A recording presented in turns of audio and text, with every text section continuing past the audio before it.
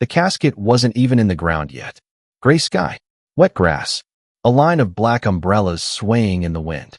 Elena Voss stood at the front, hands numb, watching the ropes creak as her husband's coffin lowered an inch at a time. That's when she felt it. A presence at her shoulder. Too close.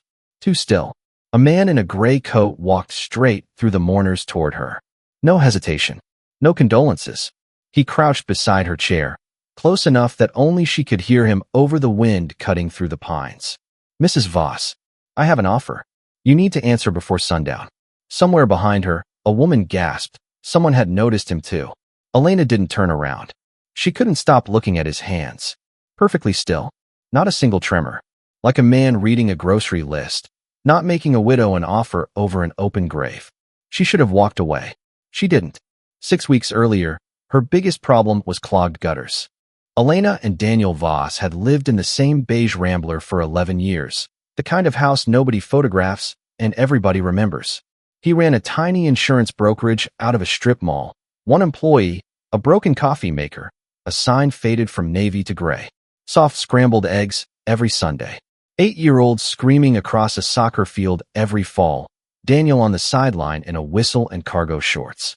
Asleep in every movie by minute 40, without fail. A small life. A good one.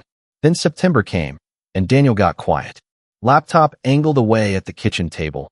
A small motion, practiced like he'd done it for years. Late nights at the office that used to close at 5. Phone face down on the counter, which he'd never done before. Work stuff, he said. Boring stuff. She believed him. Why wouldn't she? He'd told her once, early in their marriage, half joking over dinner, I want a life with no surprises. You're the only surprise I need. She'd hold that sentence like a stone in her fist for the rest of the year. Tuesday, 7:40 a.m. He kissed her forehead. He remembered, that morning, and drove to the office.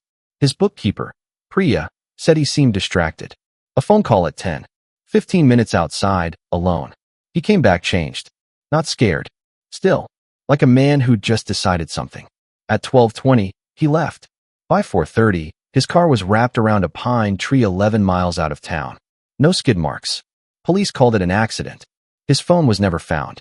That detail sat in Elena's stomach like swallowed glass. And it was still sitting there 3 weeks later, at the funeral, when a stranger named Warwick crouched by her chair and said the words that would blow her small, safe life wide open. Mr. Julian Castellane would like to buy your house. Your husband's business. Every hard drive, every cloud account, everything he ever touched. For $0.2 million. Cash. Today. Elena stared at him. Somewhere behind her, someone was crying by the casket.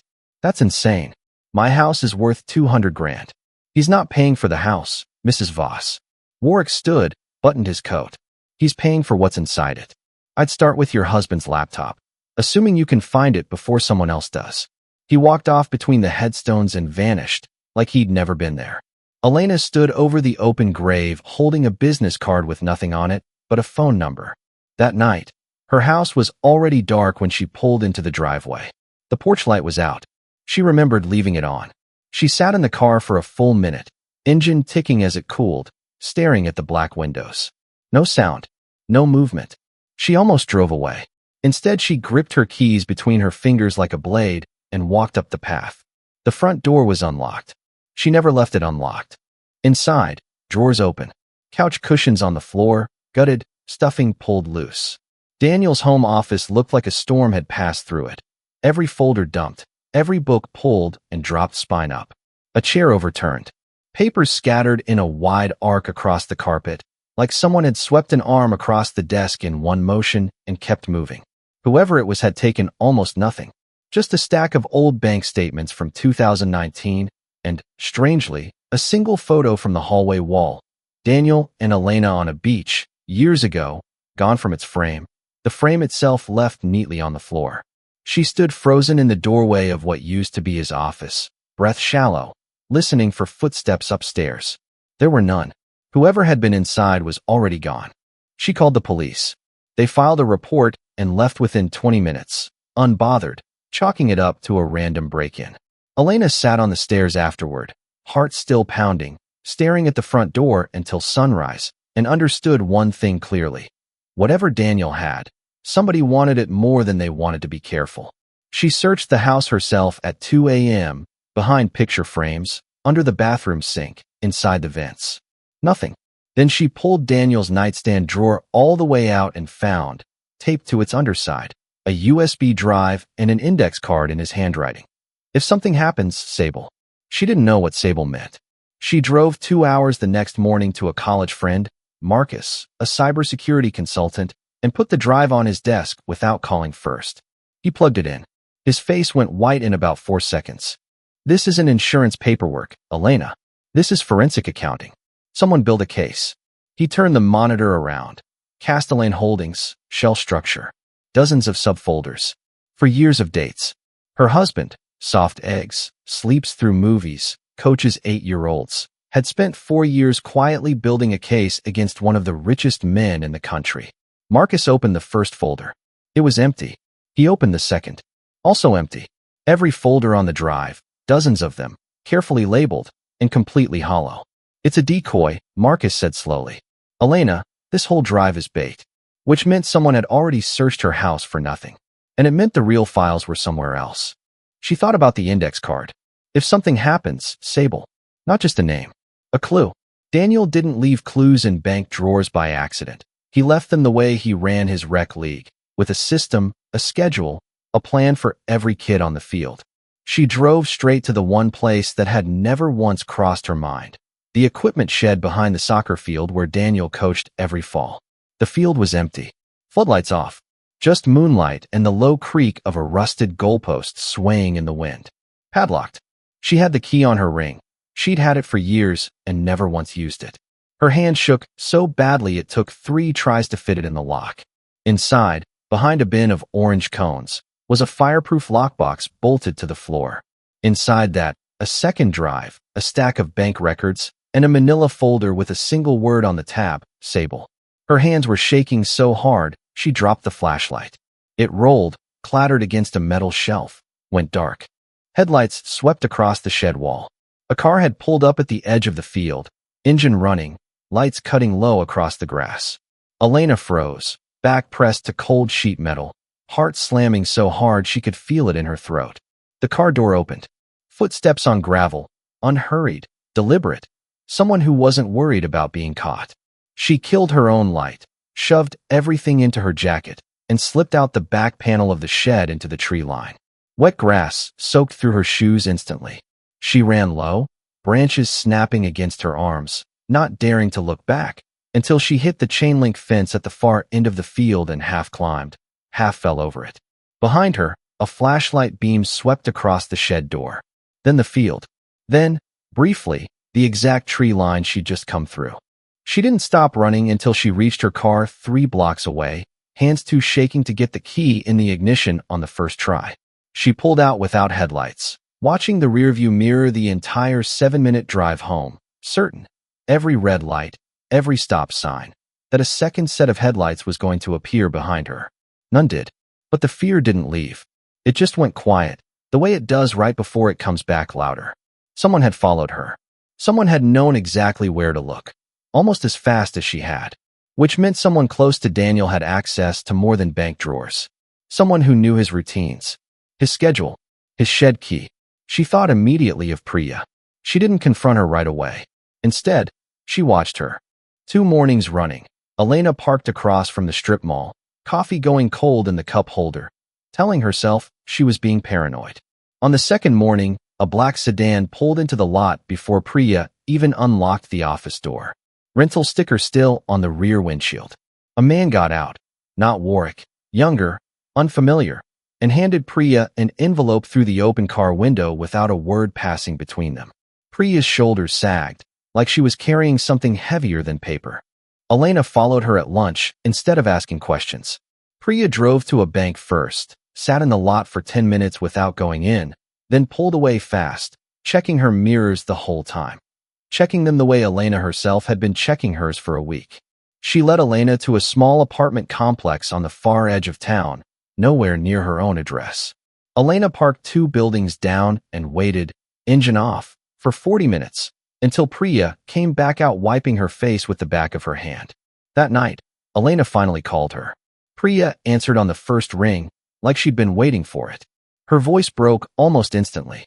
"My brother's undocumented," she said. 2 years ago, a man connected to Castellane helped with a paperwork problem. He never stopped calling in the favor. Every week for 6 months, I told him where Daniel was going, what he printed, who he met. Did you know why? A long pause.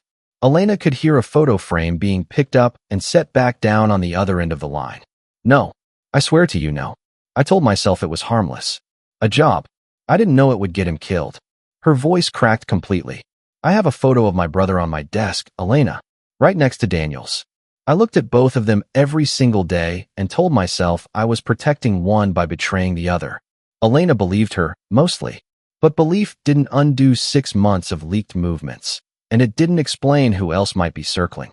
2 days later, that question got an answer she didn't expect.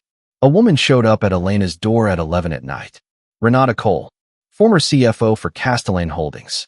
She held a manila envelope against her chest like armor and told Elena it was time somebody told her the truth, before Julian's people find a cleaner way to end this story. Cleaner. The word hit like a fist. Renata laid it out fast. A 4-year fraud scheme, inflated insurance claims funneled through shell companies, tens of millions a year. Daniel had found it while doing routine due diligence, pulled the thread, and spent years quietly building a case for a federal prosecutor he trusted from college. Codename Sable, so nothing in his notes would point back to the man directly if anyone ever broke in. The phone call before he died, Elena said. That was them finding out. We believe they meant to scare him, Renata said. I think he told them exactly what he was about to do instead. And I think that's when the plan changed. She slid the envelope across the table, routing records, internal memos, and a name. Elena opened it with shaking hands and found, on the very first page, the name of the man who'd called Daniel 15 minutes before his death. Warwick. The man from the grave. The man who'd offered her millions with a straight face. He hadn't just delivered an offer. He'd made the call that ended it. Elena barely had time to process that before Renata reached for the envelope again. Too fast, too eager, her eyes flicking toward the coat Elena had draped over the kitchen chair, the coat with the shed drive still sewn into its lining. You should give me the second drive, Renata said quietly. It isn't safe with you. Elena went still. Her pulse spiked in her ears. She'd never mentioned a second drive. Not once. Not to Renata. Not to anyone outside that shed. She smiled anyway, calm, easy, the kind of smile she didn't know she had left in her, and said she'd think about it. She walked Renata to the door herself, watched her taillights disappear down Larkspur Lane, then stood on the porch counting to 60 before she moved. The second the car was gone, Elena grabbed her keys and drove, too fast, running a yellow light 2 blocks from her house, straight to a 24-hour copy shop across town. Fluorescent lights. Empty aisles. A bored clerk half asleep behind the counter. She fed pages through the machine with hands that wouldn't stop shaking, glancing at the parking lot through the window every few seconds, certain a black sedan was going to pull in at any moment. None did. But she didn't breathe easy until every page was copied 3 times over. Renata wasn't a whistleblower. She was a trap, sent to find out exactly what Elena had, and exactly where she was keeping it. At the copy shop, Elena made 3 full sets of everything.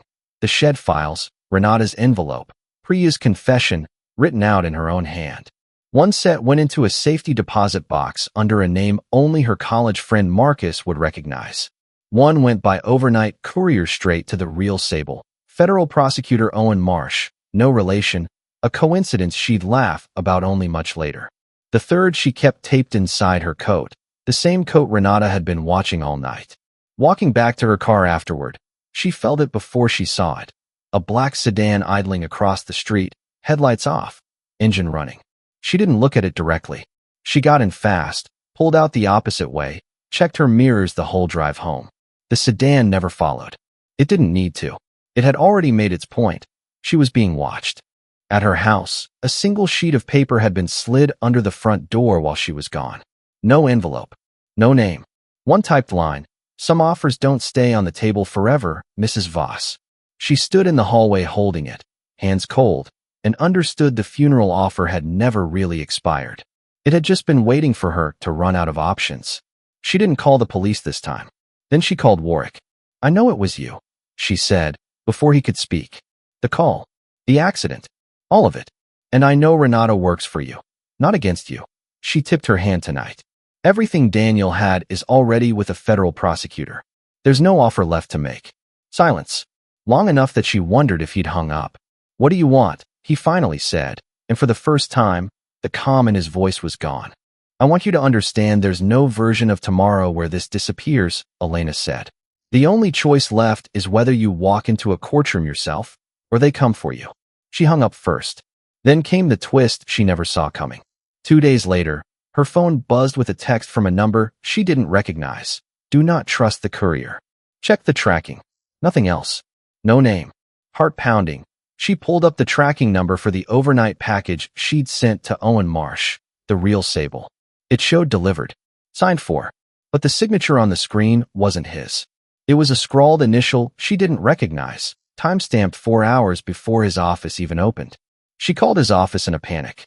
His assistant picked up, confused. Mr. Marsh, she said, was in Denver at a conference, had been for 3 days, and hadn't received any package at all.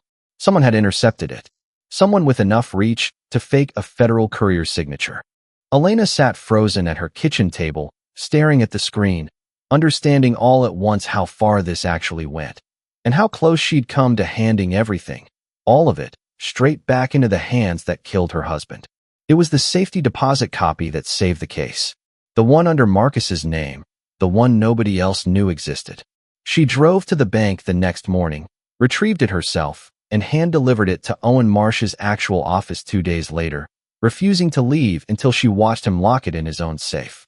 6 days after that, at 6 a.m., agents in dark windbreakers swarmed a gated estate outside Greenwich. Julian Castellane was led out in handcuffs, still wearing a bathrobe, cameras already waiting at the end of his own driveway. Wire fraud, insurance fraud, conspiracy, 14 counts and climbing.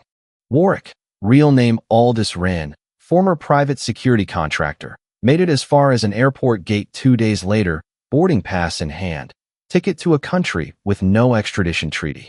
Agents took him quietly, without cuffs, right at the jet bridge, so smoothly that most of the passengers waiting to board never even noticed. New charges followed once investigators re-examined the crash site and found paint transfer on the rear bumper that the original report had somehow missed. Renata Cole disappeared entirely. No arrest. No warrant. Just gone. Until a name matching hers surfaced 8 months later on an offshore account tied to Warwick, a detail buried so deep in the case file that only Elena, scrolling through it alone one night, ever noticed it at all. The trial put Elena's name in headlines she never asked for. Cameras outside the courthouse. Strangers stopping her in grocery stores. Some people called her brave. Others said she should have taken the money and vanished like she was supposed to. She did neither. She just did the one thing that felt like it honored 4 years of quiet, dangerous work her husband never told her about. 8 months later, she stood at his grave again. No stranger in a gray coat this time. Just wind moving through the pines, the low creak of a distant swing set from the park next door, and grass finally growing even across the plot. She still hadn't opened every folder on that shed drive. She wasn't sure she ever would. Some parts of Daniel, she was learning, she'd only ever know in fragments. But she knew this much. He hadn't been hiding a betrayal. He'd been building a shield for people he'd never meet, and he just hadn't planned on needing it himself. She kept the coat. The lining's empty now, every copy long since handed off. She's still not sure why she keeps it hanging by the door, the way it always used to. Maybe because it's the last thing she wore the day her old life ended. Or maybe because some nights, in the particular quiet of a house after loss, she runs her fingers along the seam and swears she can still feel something small and flat sewn into it. She's checked. Twice. There's nothing there. So, if you were Elena, standing at that grave with a stranger's offer in your hand, would you have taken the money? Or would you have opened the drawer? Tell me your theory in the comments. And if stories like this keep you up in the best way, subscribe for what's coming next.